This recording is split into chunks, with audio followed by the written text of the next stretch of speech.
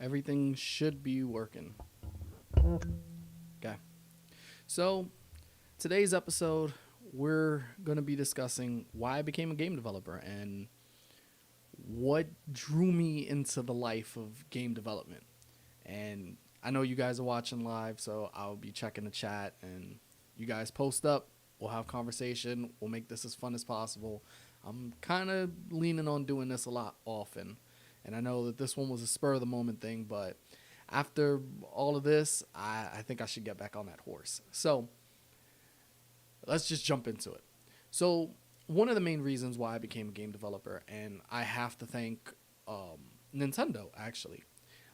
Growing up, playing Super NES, NES, uh, Sega, of course, on the Genesis, and I never went further than that, but I was always a Nintendo guy. But, growing up playing a lot of these games and, striving to basically continue this hobby, but also being able to have these type of conversations where me and my best friend would go back and forth, like we would be playing what Call of Duty and being like, well, you know what, it'd be real cool if we can just pick this guy up, use him as a bomb, put him on the floor and have him erupt and kill everybody on the map. That was usually the conversation that we would always have towards each other. And that creativity was what drew me to the life of this. And then I would have to thank MySpace for teaching me how to code. Simplistic stuff, HTML, CSS, nothing too fancy, but that prepared me for the journey going to game development and trying to strive to do a lot of better things in life. And you know, also having the love of Disney, where we create, where Disney himself, as much as everybody gives him flack, he is a incredible genius, just for the fact that he crafted these universes of like wonder and childness, and it was so beautifully wrapped into a package where you really figured that this was a universe that you always wanted to be in. I don't care what movie is your favorite, or which one is your favorite princess, or whatever the conversation is, but you really have to think about it as that, where it's one gigantic universe. And when I try to strive to be a better game developer, that's kind of the mentality and philosophy that I go in to just crafting this art form with. I've always really, really strive to just be able to follow in the footsteps of just Walt Disney, out of all the examples, or even like a Nintendo where you have your main guy, it's your Mario, or in my case, my favorite out of all of them is Zelda, Link. But I strive to try to emulate the same stuff that they came up with, or just strive to reach the same level of notoriety or popularity that most of these great game developers have achieved. To be honest, that's 95% of why I do this is I have so many ideas and so many things that cook up into my head that a simple pen and paper or writing a story is just not going to cut it. I've always strived to do the thing that I've always loved. And that stems back from childhood, where, I was playing, what's it called? Uh, I was playing Ocarina of Time. Everybody's favorite Legend of Zelda. I know that there's some people over there that have other favorites, but your favorite is wrong compared to me.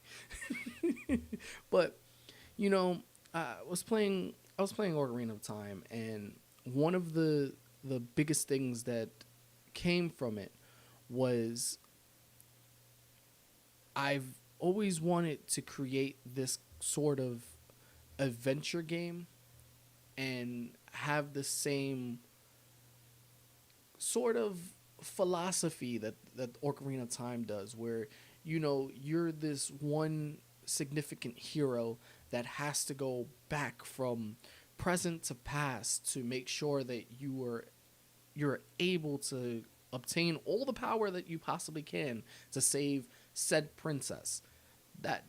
That's what Ocarina of Time boils down to. But growing up playing a bunch of these games, most of the time I really didn't have friends other than my second half, or my best friend, my brother, whatever you want to call him.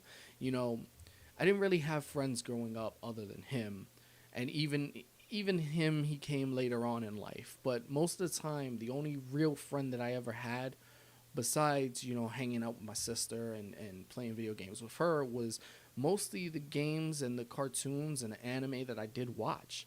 And I fell in love with the medium through just realizing that these are my friends. Most of my personality, if whenever we actually do more of these live streams, that's where that comes from. Well, I'll make the same tired over jokes, but they're mostly either came from a video game, anime, cartoon, whatever, etc. I don't gotta go into it. You guys know the rest. But yeah, this medium basically made me who I am, personality wise, philosophy, ideas, all that sort of stuff came from video games. And the another main reason I wanted to become a game developer was to give back to the same people that probably went through the same stuff that I did.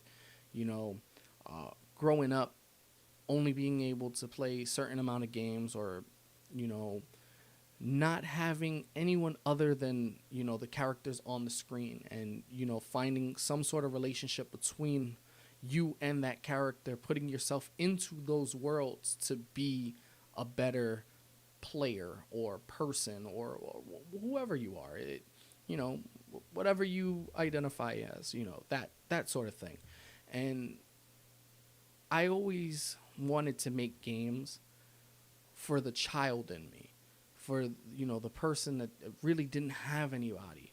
The only person that I had was the box, the game, and the controller. And I've always strive, and I still strive to try to make games for that person. The younger version of me, what would he wanted? And that's ultimately the reason why I became a game developer. It's mostly just because of that. And with that one, if you guys are game developers out there and you guys feel the same way, I would love to hear in the comment section of why you became a game developer. Maybe you guys might be featured in the next video. And with that one, I'll see you guys in the next one.